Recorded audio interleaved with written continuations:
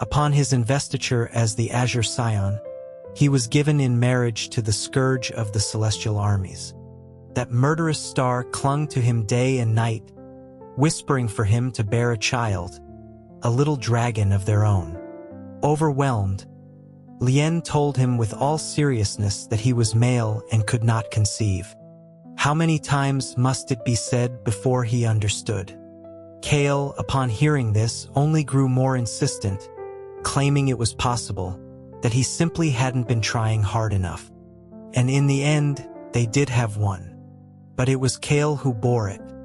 100 years after his draconic marrow was torn from his spine, he was named the Azure Scion. His father, the Lord of the Tides, betrothed him to the third son of the High Lord of the Celestial Armaments, the renowned scourge of the armies. Lien lay upon a bed carved from sea-worn obsidian, his hand outstretched, but the body below his neck was a dead weight, devoid of all sensation. He begged his father not to do this, pleading with what little strength he had. He reminded his father that it was Kale who had crippled him, who had ripped the very core of his being from him. Why would he be given to such a monster? His father looked upon him with a sigh steeped in resignation. He explained the futility of their position. Kale's father was no longer a minor coastal marshal, but the High Lord of the Celestial Armaments. Kale himself was the prodigy of the Grand Enchanter, a formidable immortal warrior, the marshal overseeing all 81 legions of the celestial forces. Their humble oceanic citadel was no match for such power. When Kale had asked for Lien's hand, his father confessed he did not dare refuse. Lien wanted to weep, but his tears had been exhausted long ago. A hollow laugh escaped him. So his own father would serve him up on a platter, delivering his son back to the very man who had savaged him, allowing the torment to continue. His father, perhaps moved by a flicker of guilt, reached out to touch his face, but Lien struck his hand away. He saw no point in false sentiment when the decision was already made. He supposed that for a cripple like him, marrying the great scourge was a blessing. To protest would be ungrateful. He congratulated his father on securing such a powerful son-in-law, then dismissed him, claiming exhaustion. His father lingered, but seeing Lien's cold disinterest, he could only retreat with another heavy sigh. Lying on the obsidian bed, Lien drifted into a fitful sleep. In his dreams, he was a whole dragon once more, soaring through the heavens, a master of cloud and mist. But soon a figure emerged from the firmament. Dark hair, eyes like embers, cold and severe. He rode upon wheels of fire, draped in crimson bindings, a cosmic ring on his wrist and a spear tipped with living flame in his hand. A blinding golden light emanated from him as he descended upon the azure citadel, throwing it into chaos. When Lien confronted him, he was ensnared by the crimson bindings, the cosmic ring clamping around his neck. The feeling of his draconic marrow being brutally extracted from his spine was as vivid as the memory itself, accompanied by a wild, demonic laugh that echoed in his ears. The taunt that his marrow would make a fine trophy for the marshal's armor was a whisper that haunted his waking moments. On the day of their wedding, the wealth of the Azure Citadel was put on full display. Celestial beings from across the realms came to witness the union, offering congratulations. They praised his father's good fortune in gaining such a son-in-law, and they spoke of the endless bliss that awaited the Azure Scion. Seated in a palanquin borne by celestial phoenixes, Lien was tightly wrapped in the crimson bindings, unable to move. A scarlet veil obscured his expression. Listening to the hollow praise from outside, he thought of a bitter irony. May your fortunes run as deep as the ocean. He wondered if they would want such a fortune. He sensed the crimson bindings tighten, perhaps in response to his silent defiance. But his body, numb since the loss of his marrow, felt no pain, only a suffocating pressure. He instinctively looked toward the clouds. After a century, the man had grown taller, more imposing. Unchanged was the aura of raw violence that clung to him, a palpable force that declared his dominance over all creation even in stillness. He stood impassive, his gaze lowered, ignoring the fawning courtiers as if the world owed him an eternal debt. Yet it was he who owed Lien his very essence. It was he who, through sheer power, had forced this marriage. As if sensing his stare, those deep, ember-like eyes suddenly met his. A searing heat washed over Lien, from his neck to the crown of his head, as if he were being consumed by a holy fire. Terror seized him. He didn't know how he had provoked the murderous star this time, and he feared that if Kale's rage was unleashed, he would not be the only victim. The entire citadel could be collateral damage. Seeing the fear in Lien's expression, Kale's lips twisted into a cruel, satisfied smirk. The burning sensation gradually subsided. Lien lowered his head, clenching his fists, fighting back tears that stung his eyes. He had thought himself incapable of crying anymore, yet a simple exertion of Kale's power was enough to break him. His father, oblivious to his son's suffering within the palanquin, raised a goblet to Kale. He entrusted Lien to his new husband, expressing a hope that he would be treated well. Kale merely gave a short nod, drinking from his own cup without deigning to speak a single word to his father-in-law. Lien knew Kale was not one to forgive. The memory of his father leading the 4 sea lords to flood the mortal coasts, an act that had forced Kale into a ritual of self-sacrifice and rebirth, was a blood debt Kale would never forget. But his father and uncles seemed oblivious, believing a shared drink would wash away old grievances as they queued up to offer toasts. Amidst the forced revelry, Lien's palanquin floated into the cloud palace. The crimson bindings unwound, reshaping themselves into a wheeled chair that delivered him into Kale's private chambers. A palace attendant informed him that the marshal had to feast with the celestial emperor and the other lords, and that the Azure Scion should wait. Then she departed, leaving him utterly alone in the vast, silent hall. He struggled to pull the heavy veil from his head and took in his surroundings. The palace was a masterpiece of celestial architecture, magnificent yet impersonal, built of jade and marble that seemed to radiate a profound coldness. Every direction he looked, he saw only unfamiliar grandeur. The servants his father had sent with him were barred at the gates. From this day forward, he was truly alone. He sat in the chair for what felt like an eternity, losing all track of time. In the celestial realm, there was no day or night. The sky was a perpetual, brilliant twilight. Back in the citadel, his attendants would have turned his body every few hours to prevent the blood from pooling and causing dark bruises. Now, with no one to call upon, he tried to shift his own weight. The movement was clumsy. He overbalanced, and the chair tipped, sending him crashing to the floor. The back of his head struck the polished marble with a sickening crack.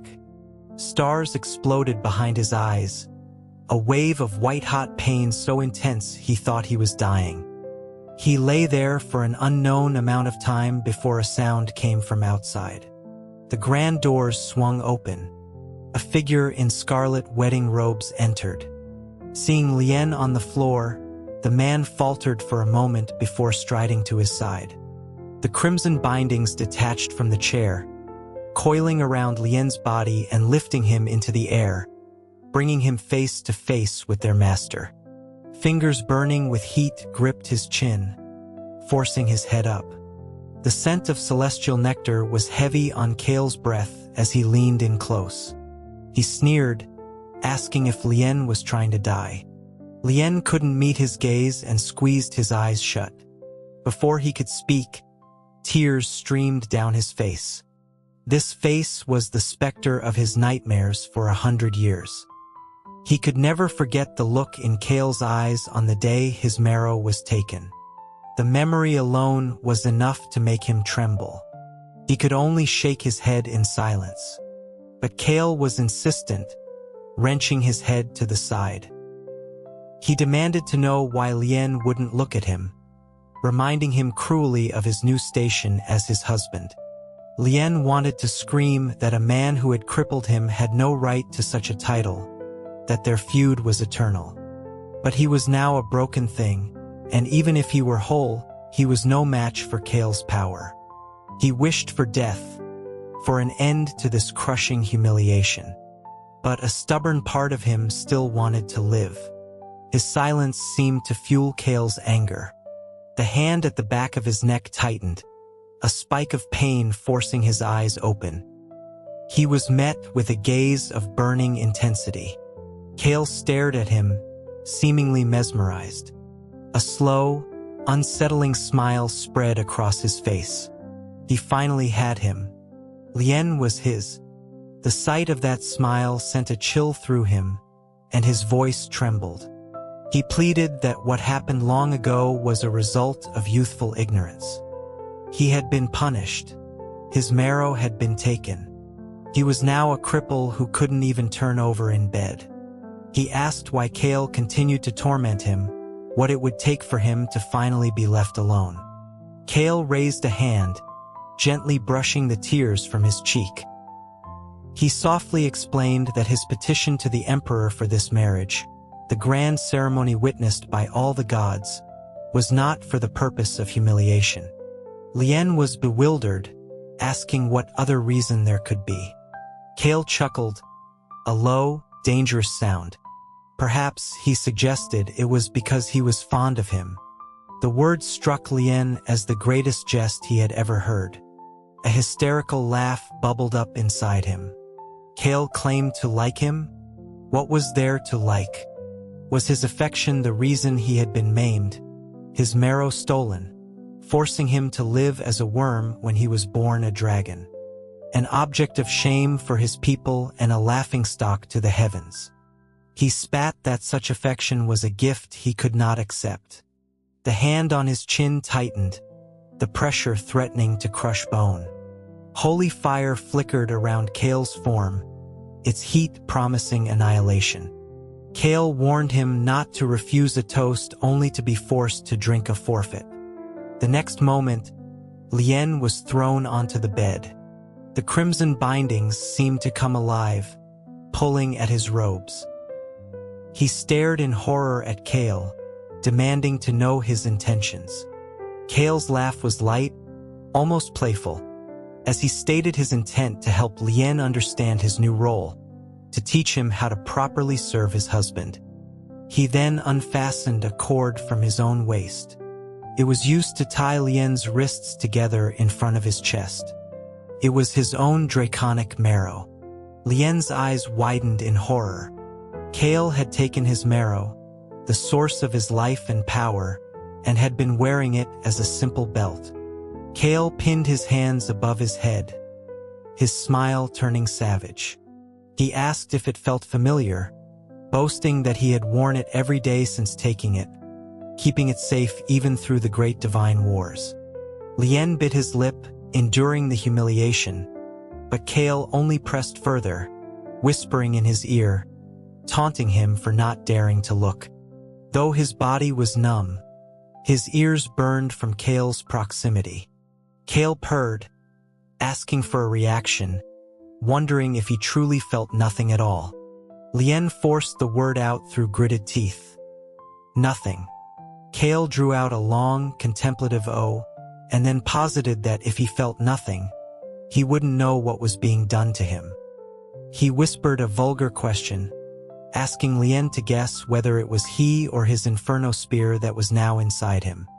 The shock forced Lien's eyes open. Seeing Cale's mocking grin, he realized he'd been played. Humiliation, sharp and venomous, flooded him. He finally broke, hissing the word beast. Cale leaned in, pretending not to hear, urging him to speak up. Lien finally shouted it. "Beast! Get away from me! Don't touch me!" Kale's grip tightened, his smile vanishing. He retorted coolly that he was born a man, while Lien was of the beast races of the sea, a dragon in his true form. He asked Lien to reconsider which of them was the true beast. The accusation silenced Lien. In the eyes of the Celestials, they were all just monsters. But was being born a demon a crime worthy of death? His father had sworn fealty to the Celestial Court long ago. Kale cut through his thoughts, his tone hardening. He asked if Lien had forgotten the real reason his marrow was taken. The Sea Lords had allowed Leviathans to prey on the mortal coasts, demanding tributes of mortal children. As the Prince of the Azure Citadel, Lien had accepted their worship but failed to protect them, aiding the monsters instead. For such a crime, Kale declared, taking his marrow was a light punishment. He should have been flayed alive. The words struck Lien like a physical blow. It was true that sea monsters had impersonated him to hunt mortals, a failure of his own oversight. The conflict had been born of a misunderstanding. But he was not evil. He had never harmed a mortal. Yet, why did the faces of those devoured children haunt his dreams? For years, he was tormented by two recurring nightmares. One of Kale tearing out his marrow, and the other of those children crying out for him to return their lives. The memory plunged him into an icy abyss. He began to cry, denying it over and over, his head splitting with a pain as intense as the day his marrow was ripped from him. The agony was suffocating. Through a haze of pain, he felt strong arms holding him, heard his name being called repeatedly. Kale's voice was strained, telling him it was a bluff, begging him not to faint. But Lien was already lost to darkness. He didn't know how long he was unconscious. When he awoke, a pair of warm hands was helping him sit up. He saw a woman with a kind, gentle face looking down at him. She introduced herself as Kale's mother, Lady Alara, and said he could call her mother as Kale did. The thought made him blush. He couldn't bring himself to do it, settling for a quiet Lady Alara.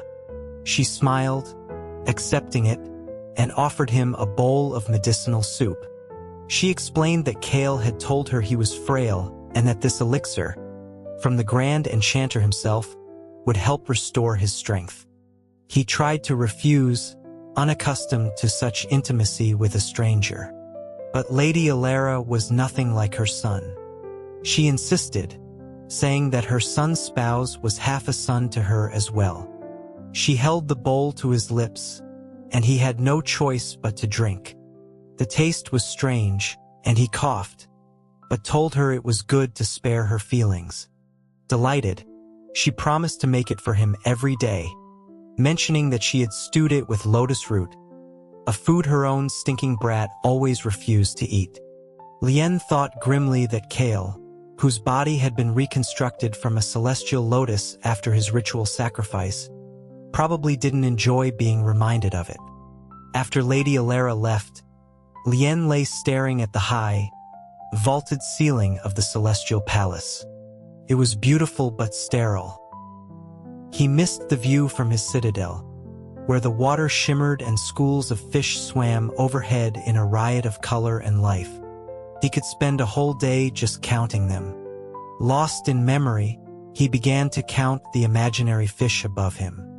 He was drifting off to sleep when a rough hand suddenly grasped his. Kale's defiant face was hovering over him, asking what he was counting. Startled, Lien cried out his name. Kale answered with a mockingly cheerful yes. "My husband?" before settling onto the bed beside him. Lien could feel the heat of his breath on his ear and his face flushed. He demanded to be released. Kale toyed with a lock of his hair, asking why he was suddenly shy when they had slept this way the night before. The memory of being bound and helpless on their wedding night filled Lien with shame and rage. He tried to strike him, but Kale easily caught his wrist. He noted that the soup his mother made seemed to have worked, as Lien now had the strength to fight back. With that, he rolled on top of him, pulling down his robe and biting down on his shoulder. It was time, he declared, to finish what they had started. Lien was so shocked he could barely speak. He stammered, asking what Kale meant.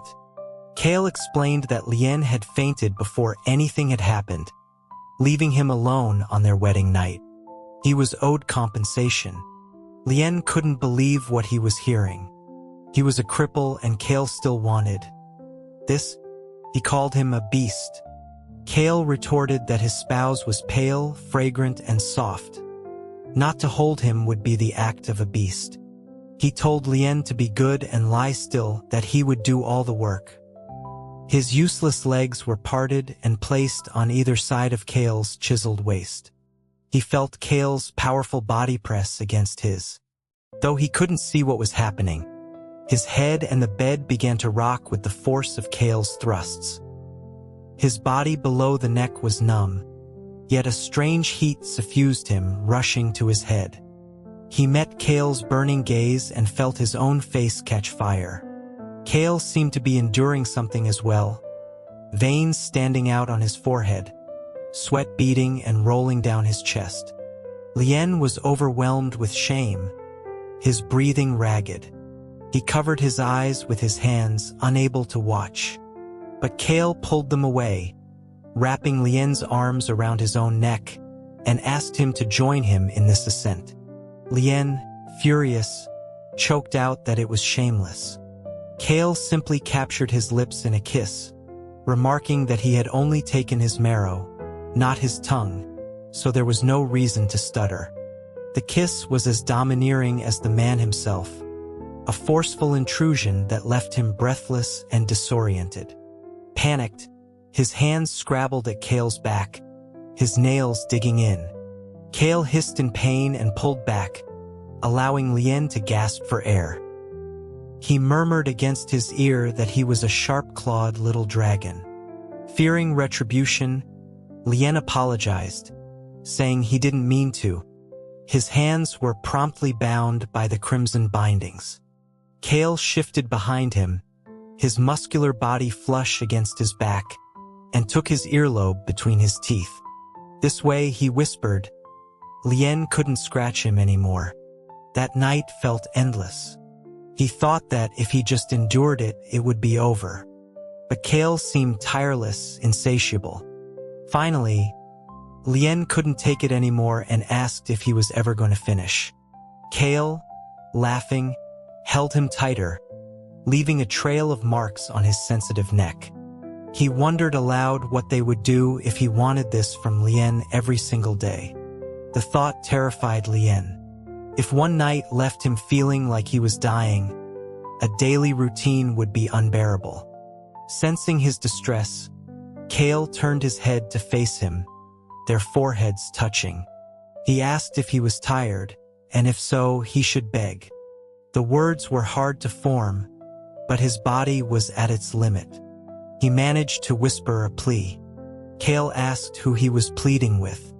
Lien tried Marshall, then Third Prince, but both were wrong. Kale threatened to continue if he couldn't remember what he had been taught. A humiliating title surfaced in his mind. He resisted, telling himself he would never say it.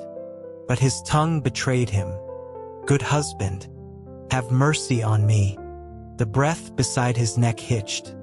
Kale murmured that he had been about to stop, but Lien just had to provoke him. And with that, he began again with even more vigor than before. Lien screamed his name in fury and frustration, calling him shameless. After that night, Lien wept for days. He was angry at Kale's debauchery, angry at his own uselessness for being with his nemesis, and angrier still that he had called him husband. Most of all, he was furious that Kale had broken his word and not stopped even after he had begged. The shame was all-consuming. Kale, as if to provoke him further, casually remarked that all Lien had to do was lie there and enjoy it while he did all the work. So what was there to complain about? Lien retorted that he enjoyed nothing. His body was numb. The only one enjoying it was Kale himself. Kale suddenly took his hand and placed it on the front of his trousers. The heat radiating from it was shocking. Lien tried to pull away, but Kale held his hand firmly in place, suggesting that since his hand had feeling, he could play with him in return. Lien was so enraged he could only roar Kale's name. How could anyone so shameless exist? Kale just picked at his ear, telling him not to shout, that he was as loud as his mother. Lien closed his eyes, his heart a dead cinder. He regretted surviving the day his marrow was taken. If he had died then, he would not be here now, the celestial consort to this murderous star. Still, being Kale's consort had one small benefit. When Kale took him around the celestial palace in the wheelchair formed from the crimson bindings, no one dared to stare openly. He could only hear their whispers. They marveled at his beauty, understanding now why the great marshal had been so obsessed. They spoke of how Kale had personally slaughtered tens of thousands of demons in the mortal realm just to earn the boon from the emperor to marry him.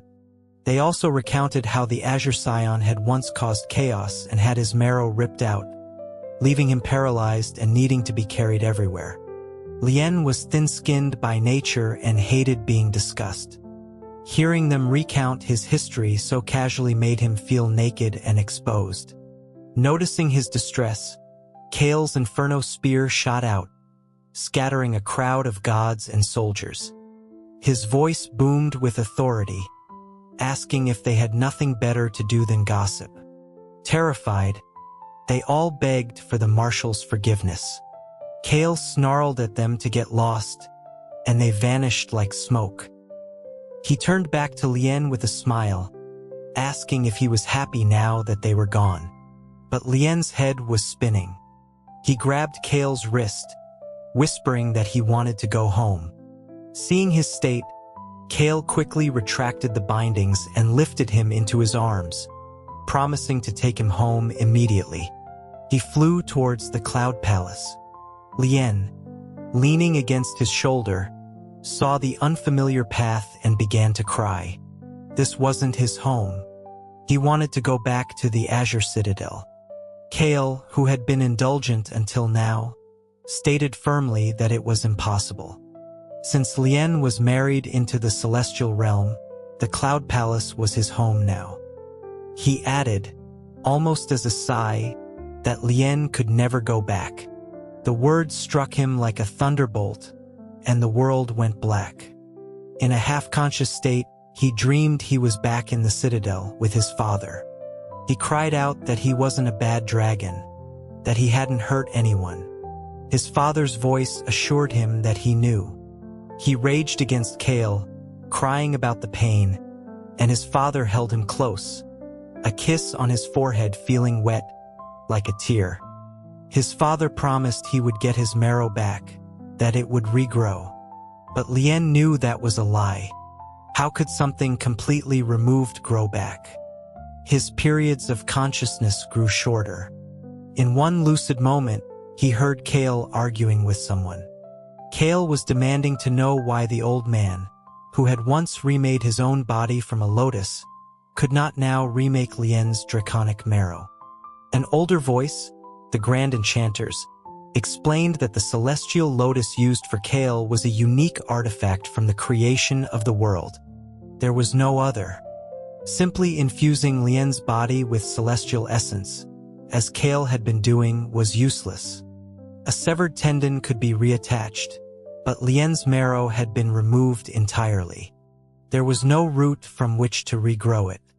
Kale refused to believe it, accusing his master of deceiving him and vowing to find his own way.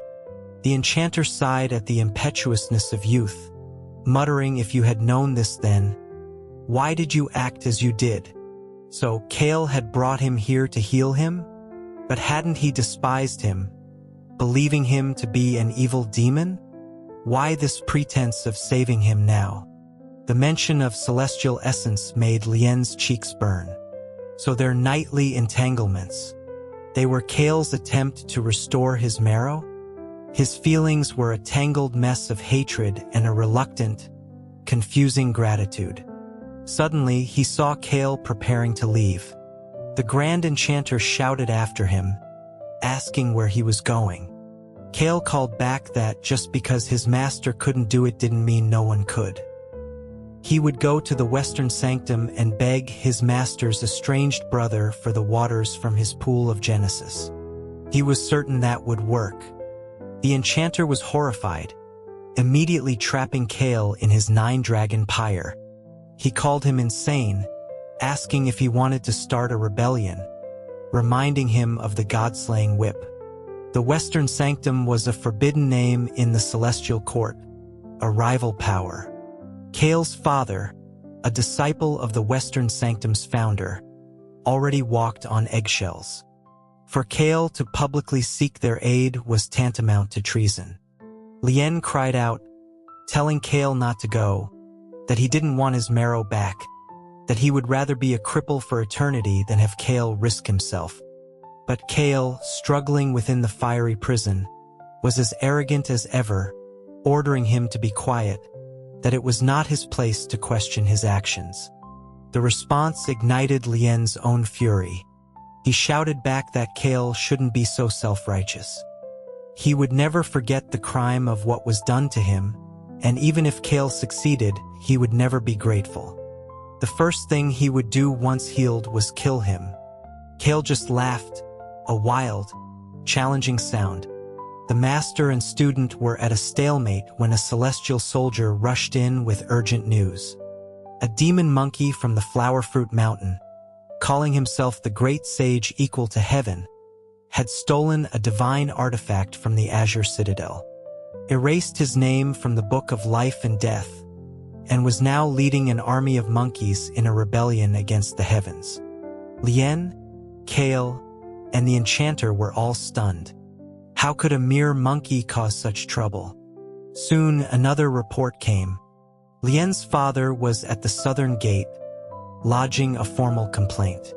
A monkey had stolen the citadel's ancient sea-pacifying pillar and had also taken his father's prized phoenix wing helmet, golden chainmail, and cloud-stepping boots. Kale gave Lien a skeptical look, questioning if his father had truly been robbed, or if this was just an excuse to cause trouble for him out of spite. Before Lien could defend his father's loyalty, Kale was summoned. As marshal of the armies, he had no more time for their personal drama. He ordered the crimson bindings to tie Lien up, then softened for a moment, stroking the draconic horns on Lien's head. He told him to be a good little dragon and wait at home for his return, when he would properly deal with him.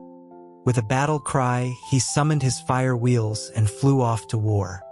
The enchanter hurried after him that the monkey's origins were mysterious and that he should make a show of fighting but not engage him with true force. Lien lay bound in the palace, fuming. If only he wasn't paralyzed. No, if only he wasn't so weak. It was impossible to compete with these divinely backed, artifact-laden powerhouses. The war with the monkey, Sun Wukong, was a disaster for the heavens. After several failed attempts to appease and then defeat him, the celestial emperor was forced to summon his own nephew, the warrior sage Valerius of the Riverlands, along with a host of other gods and 100,000 celestial troops. Lien's father marveled at the monkey's power. He confessed to Lien that the monkey had promised to storm the heavens and avenge Lien in exchange for the sea pillar. His father had thought he was just boasting. Lien was stunned. His father began to untie him, urging him to escape back to the citadel while Kale was away at war. He had found a great power who could restore his marrow. Lien hesitated. After everything Kale had done or tried to do, was it right to just leave? But the temptation of being whole again was too great. And with the celestial realm in chaos, it was the perfect time to flee. He wasn't going to stay and be Kale's wife forever. The great power his father spoke of was the elder of the Genesis Grove, a primordial immortal so respected that none dared cross him. The elder agreed to help, but on one condition.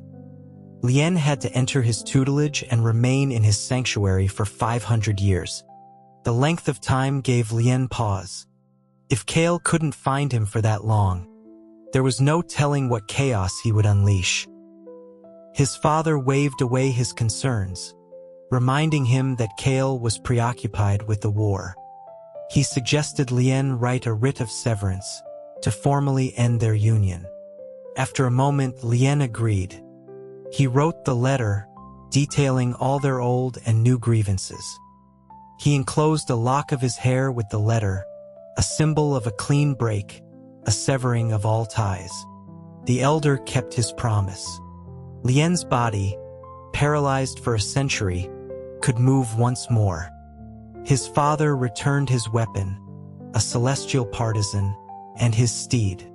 Though he was training in seclusion, his heart was still consumed with the war. He begged his master to allow him to observe.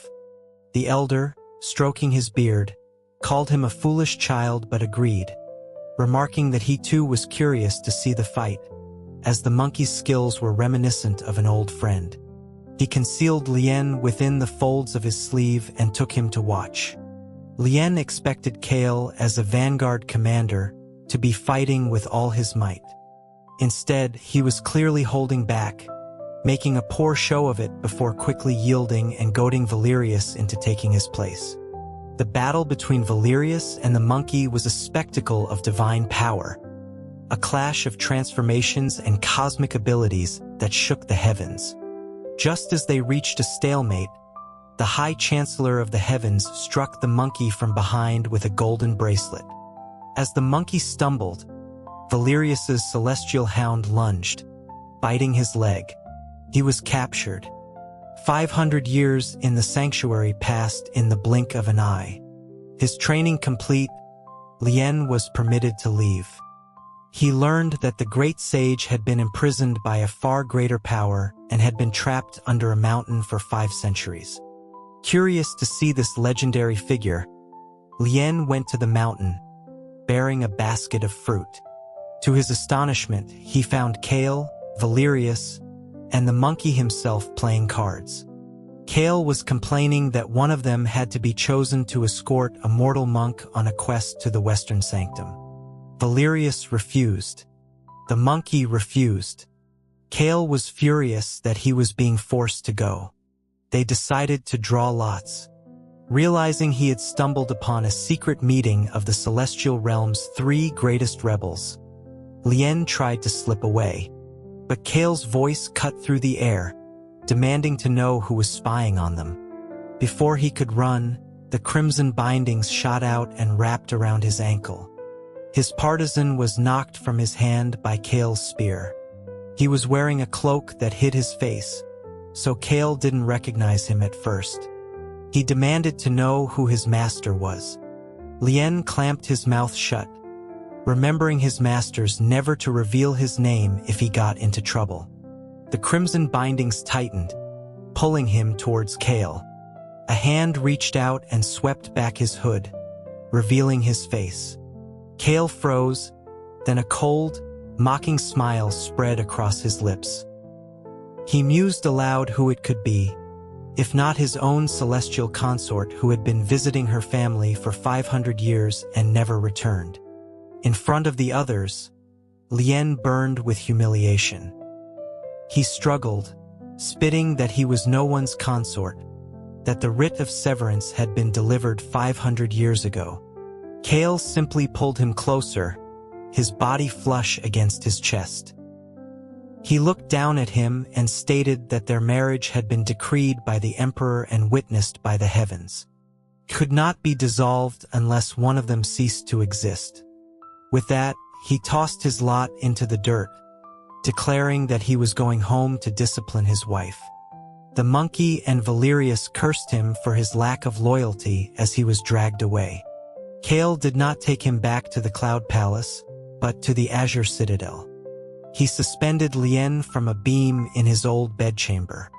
A hot, rough hand traced the line of his spine, making him shudder. Cale noted with amusement that his spine seemed to have straightened up quite well, enough to defy his husband. Lien struggled, demanding to be let down for a fair fight. He was not the same person he was before. Cale just laughed and squeezed his hip, whispering that unfortunately, he didn't enjoy a fair fight. Realizing Cale's intent, Lien's face turned crimson. He protested that they were in his ancestral home, that his parents would not forgive this. Cale merely scoffed, whispering that if not for him, their precious citadel would have been razed to the ground long ago for their past transgressions. He then asked if Lien really thought he didn't know what he and his father had plotted behind his back. Lien's struggles ceased. He was stunned. Had he known all along? He asked the question aloud and immediately knew he'd been tricked. Cale pecked him on the cheek. He hadn't known for sure before, he admitted, but he did now. He called him endearingly naive. As his hands began to wander, Lien, no longer powerless, had an idea. He transformed his lower body into a long, draconic tail. Cale's eyes darkened, and he stroked the iridescent scales, his voice dropping to a dangerous purr. He told his good Lien to change back. Lien refused. Cale chuckled, a low rumble against his back. He warned Lien not to blame him for what came next. Then, his fingers began to mercilessly tickle his sides. Trapped by the bindings, Lien was helpless, writhing and gasping, laughing and crying until he begged for mercy. Cale demanded to be called by his proper title. The word was humiliating, but Lien choked it out. Husband.